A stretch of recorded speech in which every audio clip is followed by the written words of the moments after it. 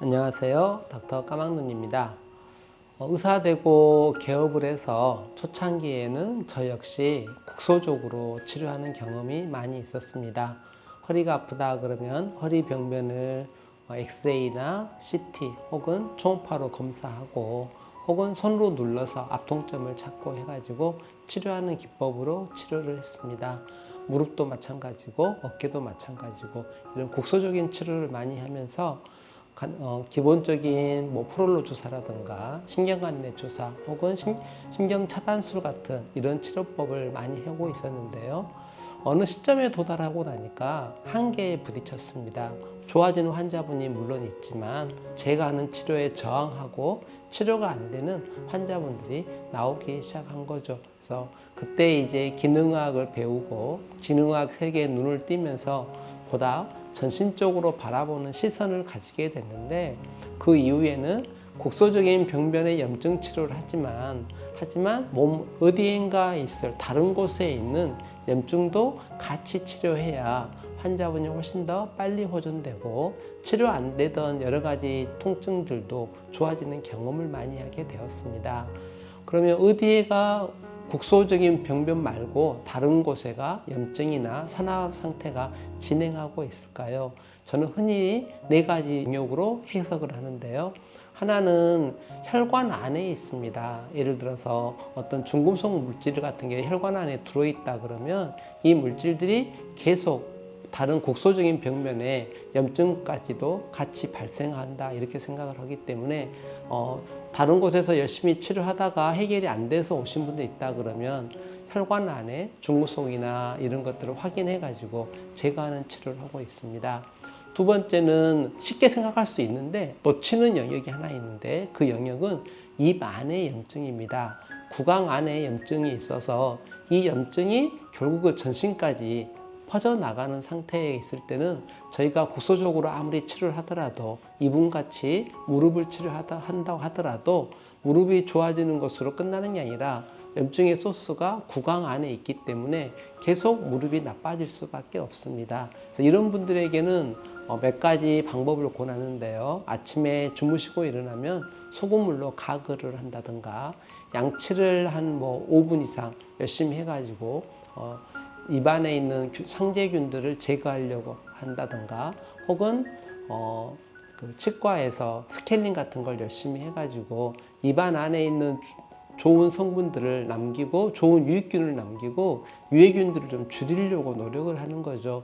그 과정에서 올리브 오일 같은 것으로 혹은 들기름 같은 것으로 오일 풀링을 시키기도 하고요. 그래서 입안을 청결하게 하고 입안의 염증을 줄이는 방법이 국소적인 무릎 같은데 염증을 일으키는 것을 근원적인 곳을 제거하는 방법 중에 하나이기 때문에 입안도 관리하라 그럽니다. 그 다음에는 위 안에 헬리코박터 같은 균주가 있어서 이 균주가 계속 염증을 전신으로 내보내는 경우도 없지 않아 있습니다. 그래서 무릎이 아프다고 해서 오셨을지라도 저희는 유도 검사를 합니다. 헬리코박터가 있다고 하면은 이것을 제균하고 그 결과로 무릎에 해결이 안 됐던 무릎 통증이라든가 염증이 좋아지는 경우도 없지 않아 있습니다. 또 하나는 저희 장 안에 유익균도 있고 유해균도 있고 눈치 보는 균주도 있을 건데, 유해균주의 균주가 많이 증식하거나 한다 그러면 여기에서 우리가 먹었던 음식물 중에서 소화가 덜 된 음식이라든가 혹은 몸속으로 흡수가 안 되고 대변으로 빠져나가야 되는 그런 어떤 유해 물질이라든가 면역 물질들이 흡수가 되는 경우가 있고요. 이런 물질들이 몸 안에 들어오게 되면 국소적인 염증을 더 악화시키고 더 심하게 하는 경우가 없지 않아 있습니다. 그래서 기능과학 의사는 무릎이 아파서 왔어요, 허리가 아파서 왔어요, 어깨가 아파서 왔어요 이렇게 오셨을 때 단순히 무릎만 보지 않고요, 입안도 보려고 고민하려고 하고 위 안에도 헬리코박터 균도 고려하고 장 안에 있는 유해균주도 고려하면서 어떻게든지 몸에 있는 전신적인 염증을 좀 해결을 해보려고 노력을 하고요. 인터뷰하신 분은 이 해결하는 염증 문제에서 전신적인 염증 문제를 해결한 다음에 증상이 지속적으로 극적으로 좋아지는 경우가 있어서 인터뷰했습니다. 자, 인터뷰 잘 보시고 오랫동안 어깨가 아픈데 어떤 정형외과라든가 신경외과에서 치료가 안 된다든가 허리가 아파서 CT 같은 걸 찍었는데 이상이 없음에도 불구하고 치료를 받으면 그때뿐이고 자꾸 반복한다던가, 계속 무릎이 아프는데 시키는 대로 무릎도 관리도 잘하고 운동도 열심히 잘하고 무릎 관리도 했는데 계속 물차고 염증이 해결이 안 된다던가, 이런 분들이 있다 그러면 한 번쯤 전신적인 염증의 소스가 다른 곳에 혹시 있지 않는가에 대한 고려와 그쪽으로 검사를 한번 가까운 기능학 병원에서 해보시고 그 검사에 따라서 치료도 같이 하시면 어떨까 하는 생각을 해봅니다. 감사합니다. 닥터 까막눈이었습니다. 3년 정도 저에게 오시기 전에 무릎에 뭐 염증이 심하고 물도 차고 이래가지고 막 오지 걸어다니고 사역하시면서 힘드셨잖아요. 네. 근데 이제 오시기 전에 여러 가지 주사나 이런 치료를 받아보셨을 거잖아요. 네. 어떤 치료를 받으셨어요? 프롤로 주사도 맞아요. 1년을 맞았습니다. 1년을 맞으셨고, 네. 예. 그리고 정형외과에서 예. 무릎 연골 주사나 예. 또는 약물 치료 예. 거의 3년이 좀 넘은 것 같습니다. 3년 넘게요. 네. 예. 그런데 전혀 소용이 없고 예. 조금 심하게 활동하면 무릎에 물이 차고 예. 물이 차면 이제 걷기도 빡빡하고 통증이 있었는데 예. 여기 와서 치료받으면서부터 지난 한 대략 3달 정도 치료받고 예. 고산에 가서 활동했는데 괜찮습니다. 예.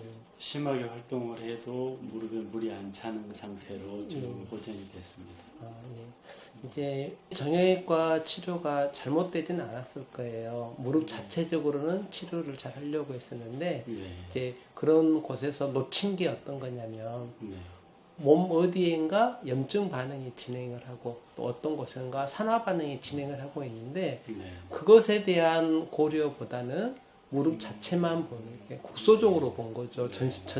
전인적으로 보는 시선보다는 네. 이제 그 선생님들 입장에서는 국소적으로 볼 수밖에 없었고요. 그래서 저는 이제 염증이 어디서 시작을 했을까 초음파로 봤더니 무릎 자체이기보다는 다른 곳의 염증이라고 저는 생각을 했고요.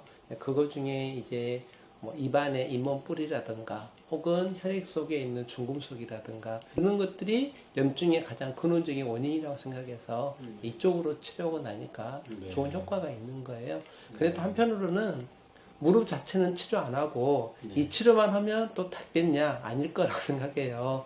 무릎 국소 병변은 그 병원에서 치료한 것으로 좋아지고요. 제가 근원적인 원인, 염증 원인은 제가 또 기능학적으로 제거하고 이런 것들이 두 개가 합쳐지니까 좋아졌을 거라고 생각합니다. 아무튼 이제 좀 또 오지 사용하실 때 또 강건하게 사용할 수 있게 돼서 무척 기쁩니다. 덕분에 감사드립니다. 네, 고맙습니다. 감사합니다. 네.